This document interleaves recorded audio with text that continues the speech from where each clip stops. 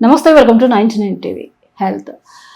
ప్రస్తుతం డయాబెటిక్ సమస్యలతో బాధపడుతున్న వారి సంఖ్య అంతకంతకు పెరుగుతోంది. దీనికి వయసుతో సంబంధం లేకుండా చాలా మంది డయాబెటిక్ ఎఫెక్ట్ అవుతున్నారు. అయితే డయాబెటిక్ వచ్చిన పేషెంట్స్ వాళ్ళ పాదాలను జాగ్రత్తగా చూసుకోవాలని డాక్టర్స్ చెప్తున్నారు. అసలు డయాబెటిక్కి పాదాలకి ఏంటి సంబంధం, ఎందుకు జాగ్రత్తగా చూసుకోవాలి, దీనివల్ల ఎలాంటి ప్రభావాలు ఉండబోతున్నాయి, ఇలాంటి విషయాల్ని మనకు తెలియజేయడానికి డాక్టర్ రాధికా మల్రెడ్డి గారు, plastic and diabetic foot surgeon, departmental of vascular endovascular surgery, interventional radiology and podiatric surgery, care hospital, Banjara Hills. Madam మనతో ఉన్నారు. మరి మేడంని అడిగి అసలు పాదాలకు ఎందుకు అంత ప్రయారిటీ, ఎందుకు జాగ్రత్తగా చూసుకోవాలి, ఒకవేళ చూసుకోకుండా నెగ్లెక్ట్ చేస్తే ఎలాంటి సమస్యలు వస్తాయి, ఈ విషయాలను అడిగి తెలుసుకుందాం. నమస్తే డాక్టర్. నమస్తే అండి. డాక్టర్ గారు, డయాబెటిక్ వింటున్నాం, ప్రతి ఇంట్లోనూ ఉంటున్నారు. అసలు డయాబెటిక్ లేని చోటు లేదేమో అన్నట్టు కనిపిస్తోంది. అదే డయాబెటిక్ ఉన్న వాళ్ళు రెగ్యులర్గా కొంత డైట్ పాటించడం, టాబ్లెట్స్ తీసుకోవడం, ఇది కామన్గా జరుగుతుంది. అయితే ఈ మధ్య కాలంలో డాక్టర్స్ ఇస్తున్న సజెషన్స్ ఏమిటి అంటే, మీరు ముందు మీ పాదాలను జాగ్రత్తగా చూసుకోండి అంటున్నారు. అసలు ఏంటి డయాబెటిక్కి పాదాలకి సంబంధం ఏంటి, పాదాలని ఎందుకు జాగ్రత్తగా చూసుకోవాల్సి ఉంటుంది, డాక్టర్ దగ్గరికి పాదాలు ఎందుకు చెక్ చేయించుకోవాల్సి వస్తుంది? కరెక్ట్. ఇప్పుడు డయాబెటీస్ ఉన్న వాళ్ళు, ఇంట్లో నలుగురికి డయాబెటీస్ ఉందనుకోండి, అందులో ఒకరికి ఖచ్చితంగా డయాబెటిక్ ఫుడ్ ప్రాబ్లం అనేది ఉంటుంది. అంటే డయాబెటీస్ ఉన్న వాళ్ళల్లో 25% ప్రజలకి, లేకపోతే 25% మోర్ ఛాన్స్ ఈ ఫుడ్ ప్రాబ్లమ్స్ రావడంలో. అంటే ఈ ఫుడ్ ప్రాబ్లమ్స్ అంటే ఏమనుకుంటారు, జనరల్గా అనుకునేది పుండు పడిన తర్వాత డాక్టర్ దగ్గరికి వెళ్దాంలే, పుండు అయ్యేంత వరకు వాళ్ళకి అసలు ఆ ప్రాబ్లం వస్తుంది అనేది కూడా తెలియదు. యూజువల్లీ డయాబెటీస్ ఉన్న వాళ్ళకి ఎలా స్టార్ట్ అవుతుంది అంటే, కాళ్ళల్లో తిమ్మిళ్ళు రావచ్చు, మంటలు రావచ్చు, వీటితో మొదలవుతుంది. అసలు డయాబెటీస్ వచ్చింది అంటే చాలు వాళ్ళకి ఏదో ఒక రోజు ఆ ఫుడ్ ప్రాబ్లమ్స్ రావచ్చు అనేది ముందు అర్థం చేసుకోవాలి మనం. సో డయాబెటీస్ వచ్చింది, ఓకే, ఇవాళ డయాగ్నోజ్ అయింది అనుకోండి, ఆ సంవత్సరం నుంచే ప్రతి ఇయర్ ఒక్కసారి వెళ్ళి మీ పాదాలు ఎలా ఉన్నాయో ఫుడ్ చూసే స్పెషలిస్ట్ దగ్గరికి వెళ్ళి చెక్ చేయించుకోవాలి. చెక్ చేయించుకుంటే ముందే మనం ప్రాబ్లం ఐడెంటిఫై చేయొచ్చు. Prevention is better than cure. This goes a long way. Problem వచ్చిన తర్వాత వెళ్దాం అనుకోకుండా ముందే వెళ్తే చిన్న చిన్న ప్రాబ్లమ్స్ అంటే ఏంటి, కాళ్ళలో ఏమన్నా వాపులు ఉన్నా, గోళ్ళ దగ్గర ఏమన్నా ప్రాబ్లమ్స్ ఉన్నా, స్పర్శ ఎలా ఉంది, బ్లడ్ సర్క్యులేషన్ ఎలా ఉంది, ఇవన్నీ చెక్ చేయించుకుంటే ముందే ఐడెంటిఫై చేయొచ్చు. అంటే ఇప్పుడు ఈ సమస్యని ఐడెంటిఫై చేయాలి, ఒక పేషెంట్ ఐడెంటిఫై చేయాలంటే రెగ్యులర్గా ఒక డయాబెటిక్ పేషెంట్లో కనిపించే సింటమ్స్ ఏంటి? ఎస్, డయాబెటీస్ ఉన్న వాళ్ళకి మనం ఎప్పుడు ఒక అడ్వైజ్ ఇస్తాం. అంటే రోజు మీరు బయటకు వెళ్ళి వచ్చారు, లేదు ఇంట్లోనే ఉన్నారు, నైట్ పడుకునే ముందు ఒకసారి మీ కాళ్ళని చెక్ చేసుకోవాలి. పైన ఒకటి కాదు, అడుగు వైపు కూడా కాళ్ళలో ఏమన్నా దెబ్బ తగిలిందా చూసుకోకుండా ఏమన్నా గాయం అయిందా, లేకపోతే ఎర్రగా అయిందా పాదం, వాపు ఏమన్నా ఉందా, ఏదైనా కాలు వేడిగా ఉందా, లేకపోతే ఎక్కువ చల్లగా ఉందా, గోళ్ళ చుట్టూ, అంటే చిన్నప్పుడు మనం అందరం వినే ఉంటాం కామన్గా ఊర్లో గోళ్ళ చుట్లు వచ్చాయి వేళ్ళకి అని, అలాగే డయాబెటీస్ ఉన్న వాళ్ళకి పాదాల్లో అలాగే రావచ్చు, గోరు చుట్టూ ఇన్ఫెక్షన్ రావచ్చు. అలాంటివి ఏమన్నా ఉన్నాయేమో అని డైలీ చెక్ చేసుకోవాలి. ఇప్పుడు డయాబెటీస్ ఉన్న వాళ్ళు ఎక్కువగా చూసే ఇంకో ప్రాబ్లం ఒబేసిటీ. వాళ్ళు వంగి వాళ్ళ కాళ్ళు వాళ్ళు చూసుకోలేకపోవచ్చు. అలాంటి వాళ్ళకి ఏం చెప్తామంటే, ఒక చిన్న మిర్రర్ పెట్టుకొని మిర్రర్లో మీ పాదం అడుగువైపు చూసుకోండి అని చెప్తాం. మీ అంతటి మీరు చూసుకోలేకపోతే మీ ఫ్యామిలీ మెంబర్స్ ఎవరో ఒకళ్ళు డైలీ చూడాలి. ఈ చిన్న చిన్న లక్షణాలు, వాపు ఏమన్నా ఉందా, ఎర్రగా అయిందా పాదం, లేకపోతే గోళ్ళ చుట్టూ ఇన్ఫెక్షన్ ఏమైనా అంటే పసుపుగా కనిపిస్తుందా, ఏదైనా కాలు చల్లగా ఉందా, లేకపోతే వేడిగా ఉందా, వేళ్ళు ఏమైనా రంగు మారాయా, ఇవి చూసుకోండి చాలు. ఓకే. అంటే ఈ పాదాలు దెబ్బతిన్నప్పుడు వాళ్ళకి ఎలా గుర్తించగలుగుతారు? గాయము అనేది అవుతూ ఉంటుంది, కానీ నార్మల్ గాయం అనుకుంటున్నారు, అది గ్యాంగ్రీన్ అని అనుకోవట్లేదు. దాన్ని ఎలా గుర్తించుకోవచ్చు, డిఫరెన్స్ ఉంటుందా మ్యామ్? ఎస్, అసలు డయాబెటీస్ ఉన్న వాళ్ళకి ఎటువంటి గాయమైనా గ్యాంగ్రీన్కి దారితీయచ్చు. ఓకే. సో డయాబెటీస్ ఉన్న వాళ్ళు చిన్న గాయమైనా నెగ్లెక్ట్ చేయొద్దు. అది ఎప్పుడు గ్యాంగ్రీన్కి వెళ్తుంది, ఎప్పుడు ఇన్ఫెక్షన్ అవుతుంది అనేది చెప్పడం కష్టం. ఎందుకంటే డయాబెటీస్ ఉన్న వాళ్ళకి ఇమ్యూనిటీ పవర్ చాలా తక్కువ ఉంటుంది, ఇన్ఫెక్షన్ ఫైటింగ్ కెపాసిటీ తక్కువ, ఓన్ హీలింగ్ నేచర్ కూడా చాలా తక్కువ ఉంటుంది. సో దెబ్బ తగిలితేనే పుండవుతుంది అనే కాన్సెప్ట్ కరెక్ట్ కాదు. అసలు దెబ్బ తగలకుండా కూడా ఆటోమేటిక్ గాయాలు అవుతాయి. వాళ్ళు అనుకుంటారు, ఏమోలే నేను బయటకు వెళ్ళినప్పుడు ఏదో ముళ్ళు గుచ్చుకుంది అందుకే గాయమైంది తగ్గిపోతుంది అని. ఎగ్జాక్ట్గా గ్యాంగ్రీన్ అంటే ఏం చెప్పాలంటే, అక్కడ ఉన్నంత టిష్యూ అంతా చచ్చిపోద్ది. అంటే వేలు నల్లగా అయిపోవడం, లేకపోతే చీము కారడం. గ్యాంగ్రీన్ లో కూడా రకరకాలు, dry gangrene, wet gangrene. Dry gangrene అంటే ఏంటి, రక్త సరఫరా లేకుండా ఆ వేలు నల్లగా అయిపోద్ది. డయాబెటీస్ ఉన్న వాళ్ళు కామన్ గా చూసే ఇంకో problem peripheral vascular disease. So అంటే వాళ్ళకి ఆ వేలు వరకు నల్లగా అయిపోద్ది. నల్లగా అయిపోయిన తర్వాత అదే గ్యాంగ్రీన్ అనుకుంటాం. ఇంకొక రకం వెట్ గ్యాంగ్రీన్, అంటే ఇన్ఫెక్షన్ వచ్చి ఆ వేలు అక్కడి వరకు కుళ్ళిపోయి అందులోంచి స్మెల్ రావడం, చీమ్ కారడం, అంతవరకు వెళ్ళేదాకా ఎవరు వెయిట్ చేయొద్దని చెప్తాము. ముందు స్టార్ట్ అయిన వెంటనే చిన్న నీటి బుడగలా స్టార్ట్ అయిందో లేకపోతే కలర్ మారిందో అవి గ్యాంగ్రీన్ కి దారి తీయచ్చు. అంటే ఎప్పుడైతే ప్రారంభమైందో అప్పుడు ఒక్కసారి చెక్ చేయించుకుంటే, స్టార్టింగ్ లోనే కనుక చూసుకుంటే ట్రీట్మెంట్ ఎలా ఉంటుంది? ఓకే, ఇప్పుడు స్టార్టింగ్ లోనే వచ్చారనుకోండి, యూజువల్లీ అంటే ఫస్ట్ డాక్టర్ దగ్గరికి రాగానే మనం చూసేది ఏంటి అంటే యాజ్ ఎ డాక్టర్ ఒక ఫుడ్ ప్రాబ్లమ్ తో అంటే వాళ్ళు ఏదైనా ఇబ్బందితో మన దగ్గరికి వచ్చినప్పుడు చూసేది అసలు గాయం ఎంత లోతుంది, ఇన్ఫెక్షన్ ఉందా లేదా గాయంలో, రక్త సరఫరా ఎలా ఉంది, వాళ్ళకి స్పర్శ తెలుస్తుందా లేదా, ఇవన్నీ ఫస్ట్ ఐడెంటిఫై చేసుకుంటాం. సో ఓన్లీ ఇన్ఫెక్షన్ ఉంది, అక్కడ వరకు మాత్రమే ఉంది, దానివల్ల బాడీ మీద వేరే ఏమీ ఎఫెక్ట్ లేదు అంటే వెంటనే యాంటీబయాటిక్స్ పెడతాం. అవసరమైతే హాస్పిటల్లో అడ్మిట్ చేసి ఆ కాలుకి కంప్లీట్గా రెస్ట్ ఇవ్వడానికి ట్రై చేస్తాం. కొన్నిసార్లు యాంటీబయాటిక్స్తో రెస్ట్ ఇవ్వడంతో గాయం అక్కడికి మానచ్చు, అంటే ఇన్ఫెక్షన్ తగ్గొచ్చు. తర్వాత గాయం తగ్గడానికి కొత్త కొత్త ప్రొసీజర్స్, అంటే డిఫరెంట్ ప్రొసీజర్స్, ఆఫ్లోడింగ్ సర్జరీస్, అంటే బరువు అంతా ఒక దగ్గరే పడుతుంది. డయాబెటీస్ ఉన్న వాళ్ళు కామన్ గా ఏమవుతాయంటే కాళ్ళు వేళ్ళు షేప్ మారిపోతాయి.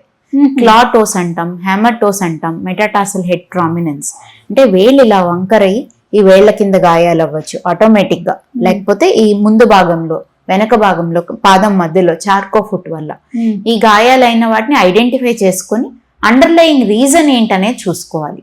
అంటే ఏంటి, ఈ వేళ్ళు షేప్ మారిపోవడం వల్ల అయిందనుకోండి, వేళ్ల షేప్ మళ్ళీ నార్మల్ చేయడానికి ట్రై చేయడము, ఇలాంటి సర్జరీస్ ఇనీషియల్ గా వస్తాయి. సో కామన్ గా అనుకుంటారు ఓకే ఇన్ఫెక్షన్ ఉంది, కాళ్ళలో పుండైంది, డాక్టర్ దగ్గరికి వెళ్తే వెళ్ళొద్దురా బాబు అని ఊర్లో జనరల్ గా జరిగేది.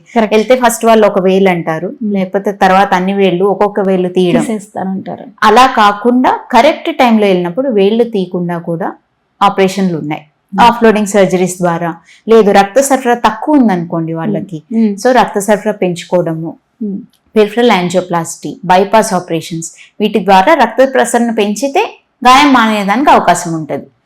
ఒక చిన్న ఎగ్జాంపుల్ ఏంటంటే, మనకి పంట బాగా పండాలి అంటే అక్కడ భూమి సారం బాగుండాలి, నీరు అక్కడికి వెళ్తూ ఉండాలి. ఈ రెండిట్లో ఏం జరగలేకపోయినా జరగదు. అంటే భూమి సారం అంటే అక్కడ ఇన్ఫెక్షన్ ఉండకూడదు, నీటి పారుదల ఉండడం అంటే రక్త సరఫరా ఉండాలి. ఈ రెండు బాగుంటే ఏ పంట అయినా బాగానే పండుతుంది, అలాగే ఏ గాయమైనా మానుతుంది ఇలాంటివి జాగ్రత్తలు తీసుకుంటే.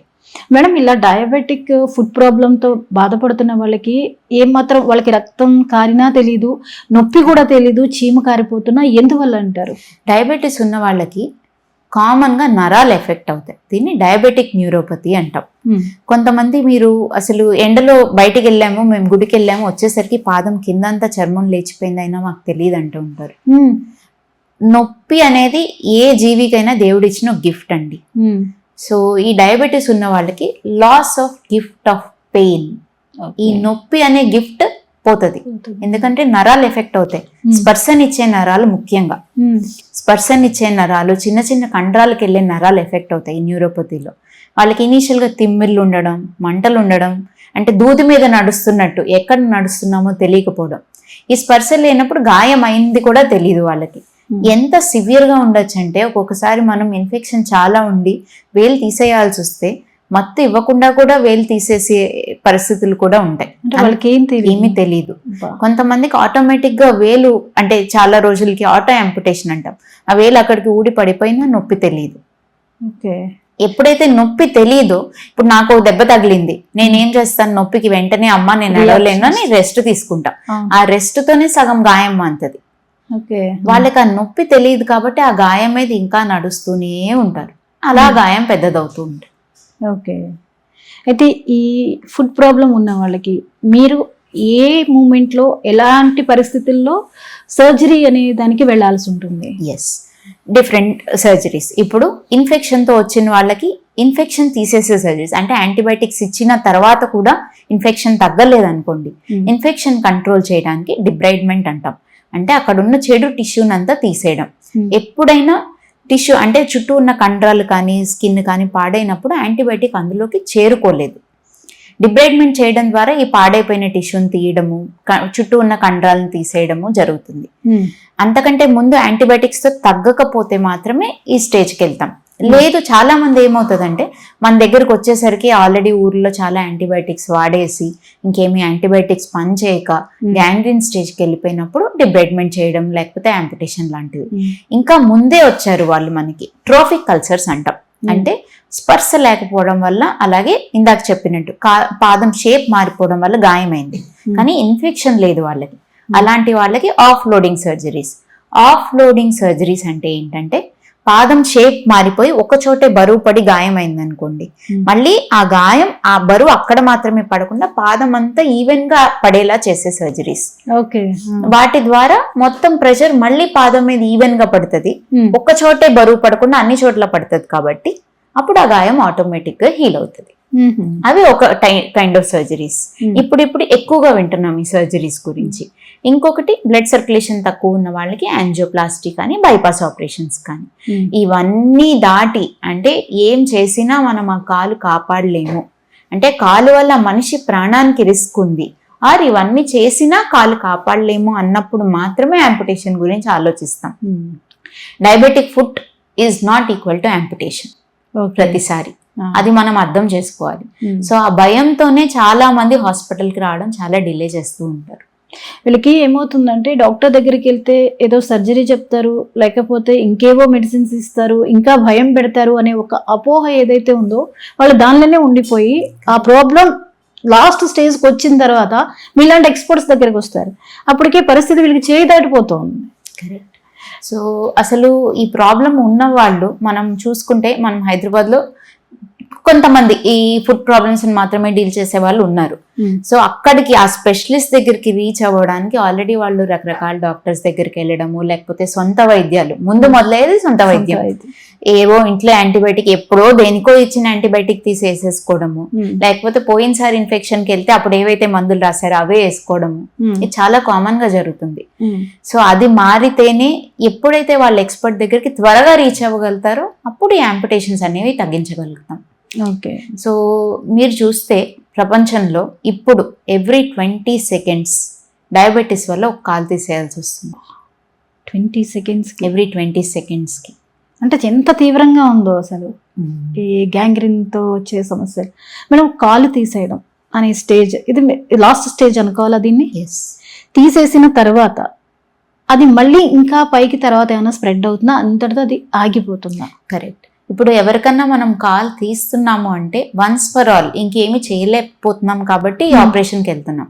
సో చేసే ముందు యాజ్ ఎ డాక్టర్ ఆ గాయం అక్కడితో మానాలి అంటే 2 మెయిన్ థింగ్స్. ఒకటి, మనం కాల్ తీసేసే లెవెల్కి దగ్గర ఇన్ఫెక్షన్ ఉందా లేదా, అక్కడ వరకు బ్లడ్ సర్క్యులేషన్ బాగుందా లేదా అని చూసుకుంటాం. ఇందాక చెప్పినట్టు పంట పండాలంటే ఈ 2 మెయిన్.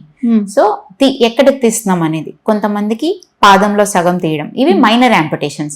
అంటే మడం కిందకి తీసామనుకోండి దాన్ని మైనర్ యాంపిటేషన్ అంటాం. ఇంకా పైకి తీస్తే మేజర్ యాంపిటేషన్. ఏదైనా యాంపిటేషన్ చేసేటప్పుడు గాయం మానాలి అంటే ఆ లెవెల్లో ఇన్ఫెక్షన్ ఉండద్దు, రక్త సరఫరా బాగుండాలి. చేసే ప్రతిసారి ఇవి చూసుకుంటాం. మళ్ళీ అంటే మోకాలు కిందకి తీసిన వాళ్ళకి మళ్ళీ పైకి తీయాల్సిన అవసరం రాకూడదు. సో అక్కడితో ఆగాలంటే రక్త సరఫరా ఎక్కడికి బాగుందో అక్కడ వరకే చేయడానికి ట్రై చేస్తాం ఆపరేషన్ అనేది. సో చాలా సార్లు ఒకసారి యాంపిటేషన్ చేసిన తర్వాత ఇన్ఫెక్షన్ అక్కడితో ఆగిపోతుంది. అండ్ నెక్స్ట్ ఒక 5-6 వారాల గాయం అక్కడితో మానిపోయి, ఇప్పుడు ఉన్న రోజుల్లో అంటే కాలు తీసేస్తే లైఫ్ ఎండ్ కూడా కాదు, అది కూడా మనం అర్థం చేసుకోవాలి. ఈ ప్రొసీజర్ చేసేది లైఫ్ సేవ్ చేయడానికి. సో వాళ్ళు మంచి ప్రాసెసెస్ పెట్టుకొని, అంటే ఆర్టిఫిషియల్ లెగ్ పెట్టుకొని నెక్స్ట్ 3 months లో మళ్ళీ నడవగలుగుతారు. చాలా మంది ఈ ప్రాసెసెస్ తో నియర్ నార్మల్ లైఫ్ లీడ్ చేస్తున్నారు. ఓకే. సో అలాంటి సిచ్యువేషన్ వచ్చినా భయపడాల్సిన పని లేదు. ఎస్, అంటే లైఫ్ సేవ్ చేయడానికి చేస్తున్నారు అనే విషయం అర్థం చేసుకోవాలి. ఓకే. ఇలాంటి సర్జరీస్ అయిన వాళ్ళు పర్టికులర్గా ఎలాంటి జాగ్రత్తలు తీసుకోవాలి? ఇక్కడ వరకు అయిపోయింది, నేను ట్యాబ్లెట్లు వేసుకుంటున్నా, మళ్ళీ రొటీన్. వీళ్ళకి ఎప్పుడైతే ఫుడ్ దగ్గరికి వచ్చిందో ఫుడ్ దగ్గర చాలా పెద్ద గొడవ చేస్తూ ఉంటారు. వాళ్ళు దాన్ని కంట్రోల్ చేయలేరు. సరే అయిపోయింది, ట్యాబ్లెట్లు వేసుకుంటే ఇంక రాదు. ఎస్. సో ఎప్పుడైనా డయాబెటీస్ వల్ల ఫుడ్ ప్రాబ్లం అనే కాదు, రకరకాల సమస్యలు రావచ్చు. ఐ ప్రాబ్లమ్స్ రావచ్చు, కిడ్నీ ప్రాబ్లమ్స్ రావచ్చు, హార్ట్ ప్రాబ్లమ్స్ రావచ్చు, పెరిఫెరల్ వాస్కులర్ డిసీజ్ అంటాం. ఇవన్నీ వచ్చినప్పుడు ఎప్పుడు కూడా వాళ్ళ షుగర్ లెవెల్స్ని కంట్రోల్లో పెట్టుకుంటే ప్రాబ్లమ్స్ అనేవి పెరగకుండా ఉంటాయి. ఇప్పుడు ఒక కాలు అయిపోయింది, ఇంకో కాలన్నా జాగ్రత్త పడాలి కదా. సో అంటే డైట్ హ్యాబిట్స్, వాళ్ళు రెగ్యులర్గా వాళ్ళ ఎండోక్రైనాలజిస్ట్తో కన్సల్టేషన్లో ఉండి షుగర్ లెవెల్స్ కంట్రోల్లో ఉంచేలా చూసుకోవాలి. నెక్స్ట్ లెగ్ ఎఫెక్ట్ అవ్వకుండా ప్రాబ్లం వచ్చాక కాదు, రాకముందే, అంటే ఎవరికైనా ఒక కాలు తీసాము లేకపోతే వేలు తీసామంటే వాళ్ళని ఎవ్రీ 3 months మళ్ళీ ఫుడ్ చెకప్కి పిలుస్తూ ఉంటాం. సో దట్ ఇంకొక లెగ్ ఎఫెక్ట్ అవ్వకుండా ముందే కాపాడగలుగుతాం కాబట్టి. అలాంటి వాళ్ళకి రెగ్యులర్ ఫుడ్ చెకప్స్ అనేవి చాలా ఇంపార్టెంట్. వాళ్ళ డైట్ హ్యాబిట్స్, వాళ్ళ షుగర్ కంట్రోల్తో పాటు ఇవి కూడా చాలా ఎసెన్షియల్. ఓకే, అంటే ఫుడ్ అనేది వెరీ ఇంపార్టెంట్, చాలా జాగ్రత్తగా చూసుకోవాలి అని మీరు చెప్తున్నారు. మరి ఇవి రకరకాల ప్లేసుల్లో నడుస్తాం, రకరకాల సిచ్యువేషన్స్ ఫేస్ చేస్తూ ఉంటాం. మనం ఎక్కడెక్కడికో తెల్లారులేసి ప్రయాణం చేస్తూనే ఉంటాం, నడుస్తూనే ఉంటాం.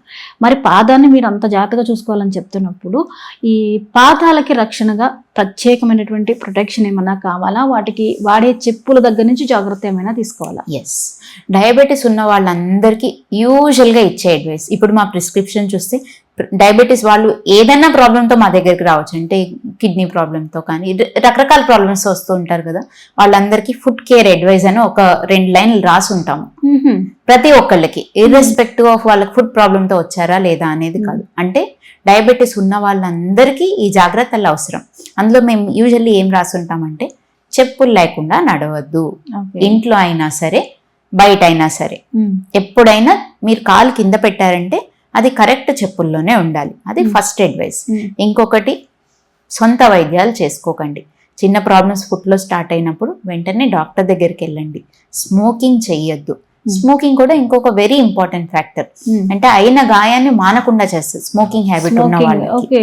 సో స్మోకింగ్ చెయ్యొద్దు, మీ షుగర్స్ కంట్రోల్లో ఉంచుకోండి, రెగ్యులర్గా ఫుడ్ చెకప్స్కి వెళ్ళండి.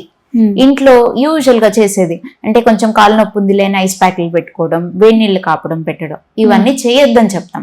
ఎందుకంటే ఎంత వేడి పెడుతున్నారో తెలియదు, నీటి కాళ్ళ మీద బొబ్బలు వచ్చేయచ్చు. స్పర్శ తెలియక ఐస్ ప్యాక్స్ వల్ల కూడా స్పర్శ లేదు కాబట్టి అక్కడికక్కడ టిష్యూ డెడ్ అవ్వచ్చు. అందుకని ఇవన్నీ చేయొద్దు అని చెప్తాం వాళ్ళకి. అండ్ రొటీన్ గా మీ కాళ్ళని మీరు చెక్ చేసుకుంటూ ఉండండి ఎవ్రీడే పడుకునే ముందు. ఈ జాగ్రత్తలు పాటిస్తూ ఉన్నప్పుడు ఏదన్నా ప్రాబ్లం ఉందనుకోండి, ముందే మనం ఐడెంటిఫై చేసుకోగలుగుతారు మీరు. సో దట్ డాక్టర్ దగ్గరికి త్వరగా వెళ్ళగలుగుతారు. మేడం, ఇప్పుడు మీరు స్మోకింగ్ అని ప్రస్తావించారు. మామూలుగా స్మోకింగ్ చేస్తే హార్ట్ ప్రాబ్లం వస్తాయి, లంగ్స్ పాడదు, ఇది వింటాం. డయాబెటిక్కి స్మోకింగ్కి ఏంటి మేడం? ఎస్, స్మోకింగ్ ఎఫెక్ట్ మన బాడీలో ఉన్న అన్ని రక్తనాళాల మీద కూడా ఉంటుంది. ఓకే, సో రక్తనాళాల మీద ఉన్నప్పుడు అంటే ఏంటి, స్మోకింగ్ చేసే వాళ్ళకి హార్ట్ అటాక్ ఎక్కువ వస్తుంది అని వింటూ ఉంటాం. ఎందుకు? హార్ట్కి వెళ్ళే రక్త సరఫరా తగ్గుతుంది. అంటే రక్తనాళాల్లో కాల్షియం చేరుకోవడము, ఫ్యాట్ చేరుకోవడం వల్ల అక్కడ మూసుకుపోతాయి. అలాగే కాళ్ళకి వెళ్ళే రక్తనాళాలు ఉంటాయి, అందులో కూడా అవి కూడా మూసుకుపోతాయి స్మోకింగ్ వల్ల. చిన్న చిన్న బ్లడ్ వెసల్స్ ఏవైతే ఉంటాయో ఆ స్మోకింగ్ వల్ల ఇవన్నీ క్లోజ్ అయిపోతాయి. ఎప్పుడైనా చిన్న గాయం అయిందనుకోండి, నార్మల్ గా రక్త సరఫరా ఉన్న వాళ్ళకి మానినట్టు వీళ్ళకి మానదు. సో ఫస్ట్ చెప్పేది, డయాబెటీస్ ఉందా, స్మోకింగ్ ఆపేయండి. పెరిఫరల్ వాస్కులర్ డిసీజ్ తో చాలా మందిని చూస్తూ ఉంటాం. వాళ్ళు ఏంటంటే ఆ ఒక్క కాలు అయిన తర్వాత కూడా ఆ పర్టికులర్ టైం వరకు అమ్మో అని భయపడి ఆపేస్తారు. మళ్ళీ కొంత టైం గడిచేసరికి మళ్ళీ స్టార్ట్ చేస్తారు. మళ్ళీ కొన్ని నెలలు అయిన తర్వాత ఇంకో కాళ్ళలో ప్రాబ్లంలు రావడం, లేకపోతే హార్ట్ ఎఫెక్ట్ అవ్వడం, లేకపోతే బ్రెయిన్ స్ట్రోక్ రావడం, ఇవన్నీ కామన్ గా ఉంటాయి. సో స్మోకింగ్ చేస్తున్నారు అంటే ఎటువంటి సర్జరీ అయినా, అంటే మీరు కాళ్ళకే కాదు ఎక్కడ పొట్టకు ఆపరేషన్ చేసిన డిఫరెంట్ ప్రాబ్లమ్స్తో వెళ్ళిన వాళ్ళకి కూడా గాయం మానదు. సో సర్జరీకి ముందు స్మోకింగ్ ఆపేయమని ఏ సర్జరీకైనా చెప్తాం. అది ఎస్పెషల్లీ కాళ్ళల్లో డయాబెటీస్ ఉన్న వాళ్ళు ఏమైనా ప్రాబ్లం ఉంటే ఆ గాయం మానదు. సో స్మోకింగ్ ఆపేయమని ఫస్ట్ అడ్వైస్ వాళ్ళకి. ఓకే, అయితే షుగర్స్లో కూడా టైప్స్ ఉంటాయి కదా మేడం, ఏ టైప్ ఆఫ్ షుగర్ ఉన్న వాళ్ళకి ఏ ఆర్గాన్స్ మీద పడుతుంది ఎఫెక్ట్? ఎస్, ఏ టైప్ ఆఫ్ షుగర్ ఉన్నా, అంటే షుగర్ లెవెల్స్ ఎక్కువ ఉన్నాయి అనుకోండి, వాళ్ళకి డిఫరెంట్ ఆర్గాన్స్ ఎఫెక్ట్ అవ్వచ్చు. Starting from eyes to toes, దేన్ని వదలదు షుగర్ అనేది. ఇప్పుడు షుగర్ వచ్చి చాలా కాలం అయింది అంటే డ్యూరేషన్, ఎవరికైనా ఇప్పుడు సే ఒకరికి 20 ఏళ్ళకే షుగర్ వచ్చింది అనుకోండి, ఇంకొకరికి 70 ఏళ్ళకి వచ్చింది అనుకోండి. ఈ 20 ఏళ్ళకే షుగర్ వచ్చిన వాళ్ళకి మల్టిపుల్ ఆర్గాన్స్ ఎఫెక్ట్ అవుతాయి. అంటే షుగర్ వచ్చిన తర్వాత మన లైఫ్ స్పాన్ పెరిగే కొద్దీ, ఇప్పుడు మనం చూస్తున్నాం కదా, మన లైఫ్ స్పాన్ ఓవరాల్ గా ముందుకి ఇప్పటికి పెరుగుతూ వచ్చింది. అలాగే షుగర్ తో ఉండే వాళ్ళ నంబర్ పెరుగుతుంది. అందుకే ఈ ప్రాబ్లమ్స్ అన్ని ఎక్కువగా చూస్తున్నాం మనం. సో ఆ 20 years కి షుగర్ వచ్చిన వాళ్ళకి ఈ ఎఫెక్ట్ అంతా ఎక్కువ ఉంటుంది. Starting from eyes to toes, అంటే డయాబెటిక్ రెటినోపతి రావచ్చు. ఈ డయాబెటీస్ వల్ల హార్ట్ ప్రాబ్లమ్స్ వచ్చే ఛాన్సెస్ ఎక్కువ. డయాబెటిక్ గ్యాస్ట్రోపెరిసిస్ అంటాం, అంటే స్టమక్ మొటిలిటీ, మనం తిన్న ఫుడ్ త్వరగా కిందకి వెళ్ళదు. ఎప్పుడు మనం వింటూ ఉంటే షుగర్ ఉన్న వాళ్ళు నాకు ఎప్పుడు కొంచెం తిన్న పొట్ట ఫుల్గానే ఉందమ్మా అంటూ ఉంటారు. లేకపోతే ఒక్కొక్కసారి ఊరికే వామిటింగ్స్ అవ్వడము. అంటే దానివల్ల స్టమక్ మొటిలిటీ అంటే మూమెంట్ తగ్గుతుంది. కిడ్నీ ఎఫెక్ట్ అవ్వడం, క్రానిక్ కిడ్నీ డిసీజ్, డయాలసిస్ మీదకి వెళ్ళడము. నెక్స్ట్ పాదాలకు వస్తే స్పర్శ కోల్పోవడం, రక్త సరఫరా తగ్గడం, మానని పుండ్లు, గాయాలు, ఇవన్నీ చూస్తూ ఉంటాం. ఎవరికైనా సరే డయాబెటీస్ ఉన్నప్పుడు రెగ్యులర్గా ఐ చెకప్ చేయించుకోవాలి, కిడ్నీస్ చెకప్ చేయించుకోవాలి, ఫుడ్ చెకప్ చేయించుకోవాలి. ఇవి must as per guide lines. Okay, మీరు ఏం చెప్పినారు, షుగర్కి ట్యాబ్లెట్లు వేసుకుని హ్యాపీగా లైఫ్ని లీడ్ చేసే వాళ్ళు చాలా మంది ఉన్నారు. అంటే ఇన్ని సమస్యలు వస్తాయి, ఇన్ని ఆర్గాన్స్ ఎఫెక్ట్ పడుతుంది, వీటికి కూడా మనం ఫ్రీక్వెంట్గా చెక్ చేయించుకోవాలి అనేది చాలా తక్కువ మంది తెలుసు. అది చెప్పినట్టు ఫాలో అయ్యే వాళ్ళు ఇంకా తక్కువ మంది. మ్యామ్, ఈ గ్యాంగ్రీన్ సమస్య ఇంత తీవ్రం కాకుండా ఉండాలి అంటే షుగర్ వచ్చిన ప్రతి వ్యక్తి ముందుగా చేయాల్సిందేంటి? అదే ఇందాక చెప్పుకున్నట్టు కాళ్ళకి తగు జాగ్రత్తలు తీసుకోవాలి. చెప్పులు లేకుండా నడవద్దు ఎప్పుడు కూడా. అండ్ చెప్పులు అన్నప్పుడు ఇప్పుడు యూజువల్లీ ఆ చెప్పులు అన్నారు కదా అని ఏదో ఒక హవాయి చెప్పులు వేసుకోవడం నడవడం కాదు. షుగర్కి సంబంధించి ప్రతి ఒక్కరికి ఒక పర్టికులర్ చెప్పులు ఉంటాయి. కొంతమందికి అంటే వాళ్ళ పాదంలో ఎటువంటి సమస్య లేదు, స్పర్శ బాగుంది, రక్త సరఫరా బాగుంది, అలా ఉన్న వాళ్ళకి యూజువల్లీ శాండల్స్ అని చెప్తాం. అంటే వెనకాల కూడా గ్రిప్ ఉండేలాగా. అది లేనప్పుడు ఏమవుతుందంటే మెల్లగా స్పర్శ తగ్గుతూ ఉన్నప్పుడు వాళ్ళు చెప్పును పట్టి నడుస్తారు. అప్పుడే ఈ వేలు షేప్ మారిపోద్ది ఇలా. సో వాళ్ళకి ఏమి ప్రాబ్లం లేదనుకోండి, వాళ్ళు శాండల్స్ వేసుకోవాలి. ఒకవేళ షుగర్ వల్ల ఎప్పుడైనా గాయం ఏర్పడింది, అది మానింది, లేకపోతే షుగర్ వల్ల ఎప్పుడైనా ఒక వేలు తీయాల్సి వచ్చింది, అలా ప్రీవియస్గా ఏమైనా సర్జరీ అయిన వాళ్ళకి, లేదు పాదం షేప్ ఆల్రెడీ మారిపోయింది కానీ గాయం లేదనుకోండి, వాళ్ళకి టోటల్ కాంటాక్ట్ ఫుట్వేర్ అంటాం. అంటే ఫుట్ని స్కాన్ చేసి వాళ్ళ పాదం ఎలా ఉందో ఆ షేపుకు తగ్గట్టుగా చెప్పులు చేంజ్ ఇవ్వాలి. కస్టమైజ్డ్ ఫుట్వేర్ అంటే పాదం మొత్తం చెప్పు అంటుకుని ఉందనుకోండి, ఒక దగ్గరే బరువు పడకుండా గాయం అవ్వకుండా ఆపుతుంది. So footwear plays a very major role. అంటే ఇప్పుడు ఫుట్వేర్ మనకి డాక్టర్స్ చెప్పినట్లుగా ఇవన్నీ కూడా అవైలబిలిటీ ఉన్నాయా? ఎస్, చాలా ప్లేసెస్లో ఇప్పుడు అవైలబిలిటీలోకి వచ్చాయి. అంటే ఈ ఫుడ్ ప్రాబ్లమ్స్ మెయిన్గా ఎవరైతే డీల్ చేస్తున్నారో వాళ్ళందరూ కూడా ఆ డాక్టర్స్ పర్టికులర్గా ఫుట్ వేర్ మీద కూడా చాలా కాన్సన్ట్రేట్ చేస్తారు. ఇప్పుడు మా హాస్పిటల్కి వస్తే ఇప్పుడు ప్రాబ్లం ఐడెంటిఫై చేయడం దగ్గర నుంచి వాళ్ళు మళ్ళీ కరెక్ట్ చెప్పులతో బయటకు వెళ్ళేంత వరకు కూడా అన్ని ఒకటే స్పెక్ట్రమ్. అంటే వచ్చారు, గాయం ఉంది, దాన్ని ఎలా ట్రీట్ చేయాలి, ట్రీట్ చేసిన తర్వాత వాళ్ళు నడవడానికి ఎలాంటి చెప్పులు కావాలి, అన్ని అండర్ వన్ రూఫ్ అవైలబిలిటీలో ఉంటుంది. చాలా ప్లేసెస్లో ఇప్పుడు అలాంటి ఫెసిలిటీస్ అందుబాటులోకి వస్తున్నాయి. I think it is a very encouraging thing to happen. అంటే మీరు చెప్పినంత అవేర్నెస్ జనానికి లేదు. చెప్పులు కదా, ఏదో ఒక చెప్పు వేసుకోండి, డాక్టర్ ఎందుకు చెప్పారు అనే దాన్ని ఆలోచించేంత కూడా జనానికి లేకపోవడం, ఒక రకంగా వాళ్ళ డిసీజ్ని వాళ్ళే పెంచుకున్నటువంటి పరిస్థితి కనిపిస్తుంది. చిన్న ఎగ్జాంపుల్, ఇప్పుడు మనం బట్టలు తీసుకుంటున్నాం, బల్క్లో ప్రొడ్యూస్ అయినవి అంటే ఒక షాప్లోకి వెళ్ళి తీసుకున్నామంటే ఓకే, మనకి ఇఫ్ కరెక్ట్ ఫిట్టింగ్ కావాలి, మనకి కస్టమైజ్డ్గా ఉండాలన్నప్పుడు ఎప్పుడైనా కాస్ట్ పెరుగుతుంది కదా. Same comes with a footwear. కానీ చెప్పులకి ఇంత పెట్టాలా అనే ప్రాబ్లం, ఆ క్వశ్చన్ ఎప్పుడు ఉంటుంది పేషెంట్ మైండ్లో. కానీ సర్జరీకి వెళ్ళి కాలు తీసేయాల్సిన పరిస్థితి వచ్చే కాస్ట్ కంటే ఎప్పుడు ఈ చెప్పుల కాస్ట్ చిన్నది అని మనం అర్థం చేసుకుంటే ప్రాబ్లమ్స్ అవాయిడ్ చేయగలుగుతాం. ఒకటి మీరు ఒక మాటలో చెప్పాలంటే గ్యాంగ్రీన్ క్యూరబులా కాదా అంటే ఏం చెప్తారు? ఎస్, కరెక్ట్ టైంలో డాక్టర్ దగ్గరికి వెళ్ళినప్పుడు it is curable to certain extent. మనం ప్రాబ్లం పెరగకుండా చేయగలుగుతాం, అక్కడితో ఉన్న ప్రాబ్లమ్ని ట్రీట్ చేయగలుగుతాం. సో క్యూరబుల్లా కాదా అంటే when you reach the doctor at right time, yes we can cure it. Okay, we can treat it rather than completely cure it. Okay, medicines తీసుకునే విషయంలో కూడా జాగ్రత్త తీసుకోవాల్సిన అవసరం ఎంతవరకు ఉంది? ఎస్, రెగ్యులర్గా అంటే ఫస్ట్ ఒకటి షుగర్ కంట్రోల్కి టాబ్లెట్స్ వేసుకోవడం అనేది చేస్తూనే ఉండాలి. అలాగే దాంతో పాటు ఎప్పుడైతే బ్లడ్ సర్క్యులేషన్ తగ్గి, ఇప్పుడు హార్ట్కి స్ట్రోక్ వచ్చింది లేకపోతే హార్ట్ అటాక్ వచ్చింది, వాళ్ళు మెడిసిన్స్ ఎప్పటి వరకు వేసుకోవాలి? వాళ్ళు ఉన్నంత వరకు వేసుకోవాలి కదా. అలాగే చాలా మంది అడుగుతూ ఉంటారు, ఈ మందులు ఎప్పటి వరకు వాడాలమ్మా అని. సో మీ కాలు మీ దగ్గర ఉన్నంత వరకు వాడాలండి. Simple answer. కాలు మీతో ఎప్పటిదాకా ఉండాలని మీరు అనుకుంటున్నారు? లైఫ్ లాంగ్ కదా. మనం ఉన్నంత వరకు ఎవరైనా మన కాలు మనతోనే ఉండాలనుకుంటాం. సో దీనికి సంబంధించిన మెడిసిన్స్, కాలుకి సంబంధించిన మెడిసిన్స్ కూడా వాళ్ళ కాలు జాగ్రత్తగా ఉన్నంత వరకు, కాలు వాళ్ళతో ఉన్నంత వరకు వేసుకోవాల్సిందే. మేము ఒకసారి డాక్టర్ దగ్గరికి వచ్చాక మీరు మెడిసిన్స్ ప్రిస్క్రైబ్ చేసిన తర్వాత ఒక 1 monthకి రాస్తారేమో, 1 monthకి రాసిన తర్వాత మళ్ళీ రమ్మంటారు. కానీ వీళ్ళు ఏం చేస్తారంటే అదే ప్రిస్క్రిప్షన్ రొటీన్ చేసుకుంటూ అదే 1 సంవత్సరం కావచ్చు, 6 నెలలు కావచ్చు, వాళ్ళు అదే వాడతారు. ఇది ఎంతవరకు కరెక్ట్ అంటారు? ఏ విషయంలోనూ కరెక్ట్ కాదు. ఇవాళ పనిచేసిన వైద్యం రేపు పనిచేయకపోవచ్చు. మనం చూసే పేషెంట్స్లోనే అంటే ఇవాళ యాంటీబయాటిక్ రాస్తాను, రేపు ఇది పనిచేయదని మనం చూస్తేనే కదా అర్థమవుతుంది. అందుకే రిపీటెడ్గా చెప్పే విషయం ప్రతి పేషెంట్కి, ప్రతి 3 monthsకి ఫాలోఅప్కి రండి రండి రండి రండి.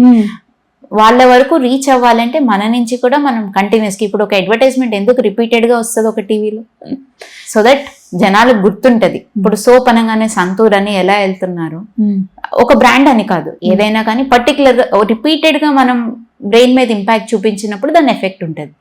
సో ప్రతి పేషెంట్ కి ఈ అవేర్నెస్ స్ప్రెడ్ చేయడంలో కూడా మెయిన్ మోటో అదే. రిపీటెడ్ గా సేమ్ విషయం మనం చెప్తూ చెప్తూ చెప్తూ ఉంటే అట్లీస్ట్ 10 మందిలో ఒకళ్ళకి అర్థమైనా ఈ డయాబెటిక్ ఫుడ్ ప్రాబ్లం జస్ట్ ఆ పర్సన్ ని మాత్రం ఎఫెక్ట్ చేయదు, ఎంటైర్ ఫ్యామిలీని ఎఫెక్ట్ చేస్తుంది. ఎందుకంటే డ్రెస్సింగ్ చేయాలి, సో డ్రెస్సింగ్ కి రోజు హాస్పిటల్ తీసుకెళ్ళాలి కదా, అంటే ఎవరో ఒకరు వెనకాల రావాలి కదా. ఆ పర్టికులర్ మనిషి, ఇప్పుడు ఒక వైఫ్ ఒక మదర్ ఎఫెక్ట్ అయ్యారనుకోండి, సో పిల్లల్ని చూసుకునే కేర్ ఆమె ప్లేస్ ఇంకొకరు తీసుకోవాలి, సో ఆమె రెస్ట్ లో ఉండాలి, ఇవన్నీ ఎఫెక్ట్ అవుతాయి. సో ఇవన్నీ బ్యాలెన్స్ చేయాలి అనుకుంటే అంతవరకు వెళ్లకుండా చూసుకుంటే ఈ అవేర్నెస్ పెరిగితే అట్లీస్ట్ ఒక ఫ్యామిలీ, ఒక person at a time save చేయగలిగినా we are happy for that.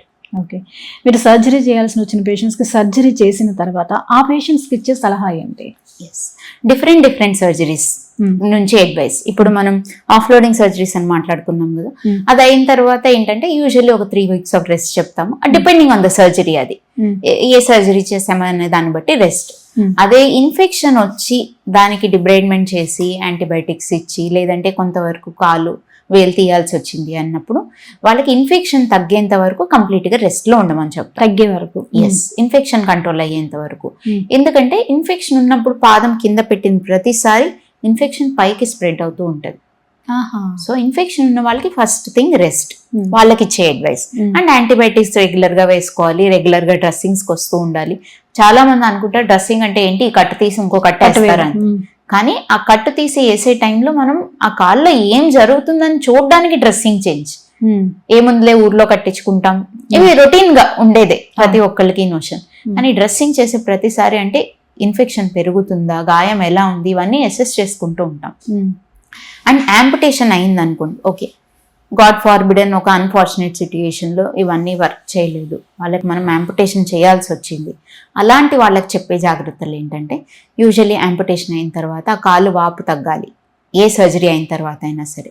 So దానికి ఒక 6 నుంచి 8 వారాలు టైం పడుతుంది. ఈ లోపు వాళ్ళకి ఇచ్చే అడ్వైస్ ఏంటంటే, మన బ్రెయిన్ యాక్సెప్ట్ చేయదు కదా, ఇన్ని ఇయర్స్ కాలుతో ఉన్నాము, సడన్ గా కాలు తీసేసిన తర్వాత అది యాక్సెప్ట్ చేసే టైంలో బెడ్ మీద నుంచి వాళ్ళు యూజువల్లీ నైట్ టైం ఎక్కువ సార్లు వేస్తూ ఉంటారు యూరిన్కి వెళ్ళడానికి, ఎల్డర్లీ పేషెంట్స్ కాబట్టి. సో పడిపోయే ఛాన్సెస్ ఎక్కువ ఉంటాయి.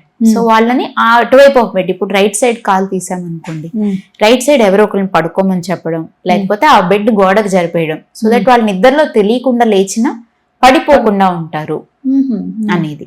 అండ్ ఇంకొకటి, ఓకే నెక్స్ట్ స్టేజ్ ప్రిపేర్ అవ్వాలి కదా, ఒకవేళ కాలు తీసాము వాళ్ళు మళ్ళీ నెక్స్ట్ ఆర్టిఫిషియల్ లెగ్ పెట్టుకుని నడవాలి అనుకుంటే ఉన్న మజిల్స్ స్ట్రెంగ్తెన్ చేయాలి. ఆ కాల్లో పక్క కాల్లో ఇనిషియల్లీ వాకర్ సాయంతో నడవాలి కాబట్టి చేతులు స్ట్రెంగ్త్ మెయింటైన్ చేయాలి.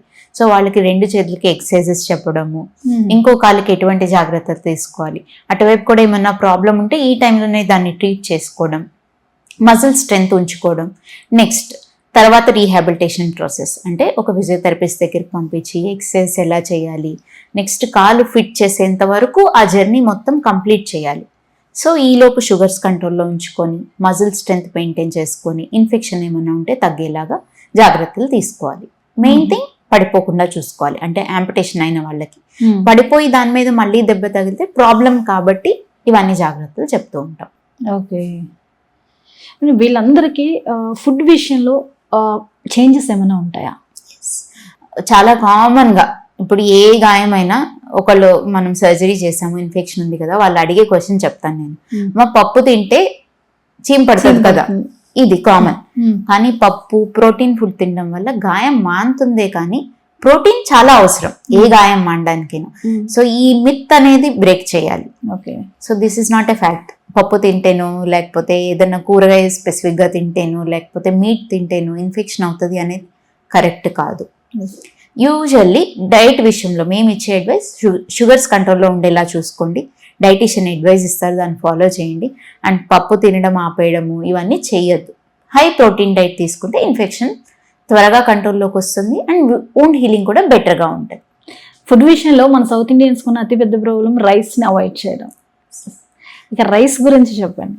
మితంగా తీసుకుంటే ఏదైనా ప్రాబ్లం లేదు. మనకు షుగర్ కంట్రోల్లో ఉండి ఎక్కువ పోర్షన్ కాదు, బ్యాలెన్స్ డైట్ ఉండాలి. అంటే కార్బ్స్ ఎంత ఉంది, దానికి తగ్గట్టు ప్రోటీన్ ఉండాలి, ఫైబర్ ఉండాలి.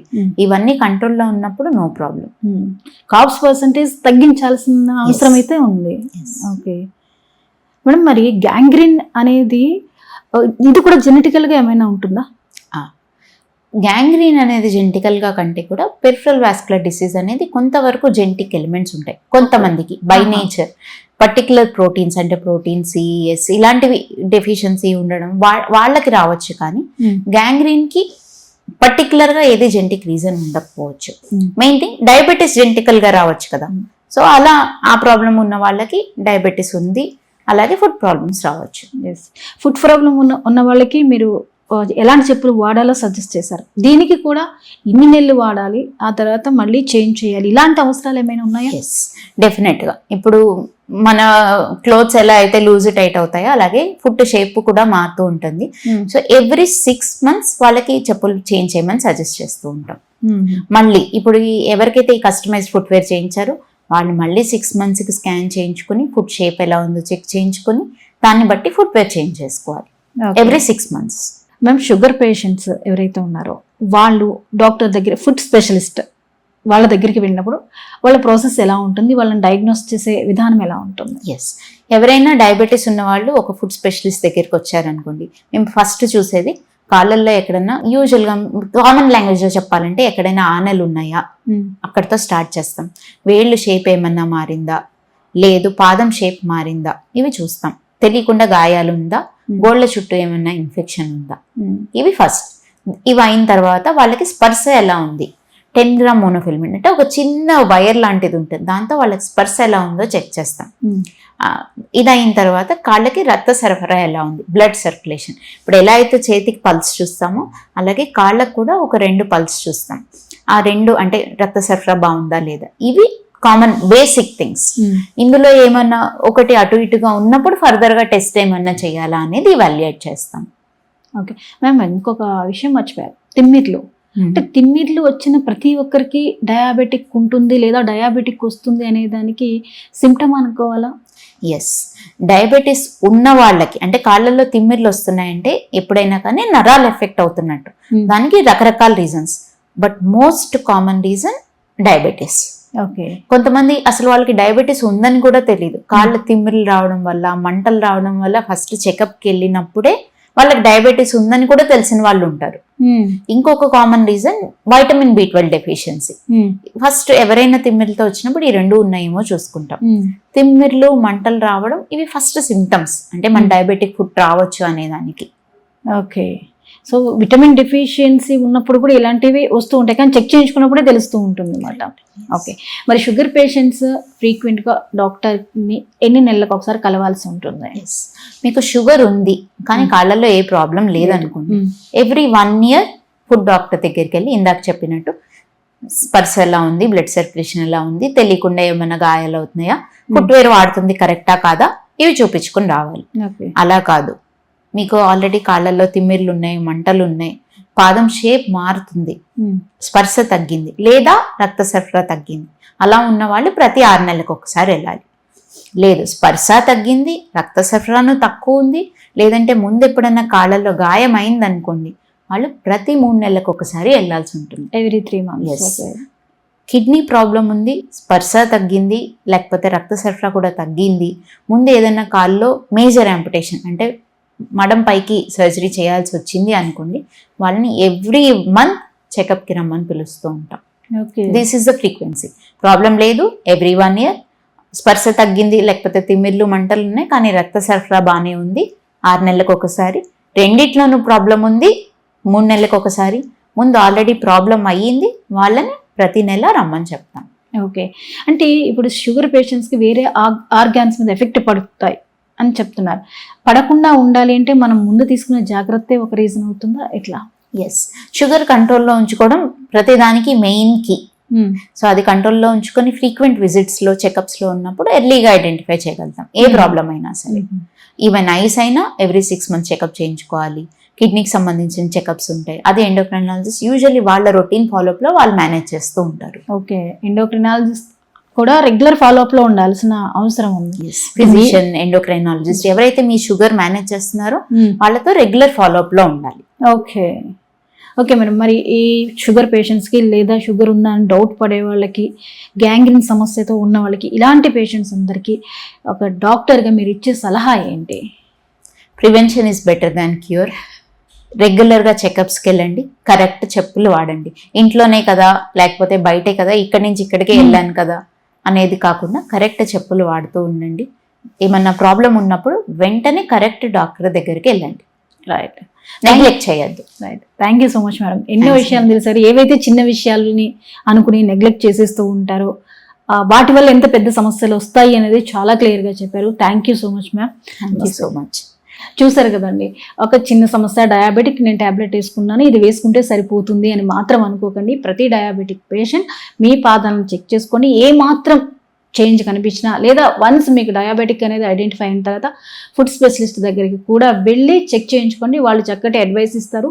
తర్వాత భవిష్యత్తులో ఎలాంటి సమస్యలు రాకుండా కూడా చక్కటి సలహాలు అందిస్తారు. సీరియస్ సిచ్యువేషన్కి వెళ్ళకుండా డయాబెటిక్ని మనం కంట్రోల్లో ఉంచుకుంటూ ఫర్దర్ అనారోగ్య సమస్యలు రాకుండా చూసుకోవచ్చు అనమాట. గ్యాంగ్రీన్ లాంటి సమస్యలను కూడా మనం దూరం చేసుకోవచ్చు ఇలాంటి డాక్టర్స్ సలహాస్ తీసుకుంటే. సో మీరు మీ ఆరోగ్యాన్ని నెగ్లెక్ట్ చేయకండి, డాక్టర్ల సలహా తీసుకోండి, రెగ్యులర్గా చెకప్లకి వెళ్ళండి. త్వరగా కోలుకునే ఛాన్సెస్ కూడా ఉంటాయి. Thank you so much doctor.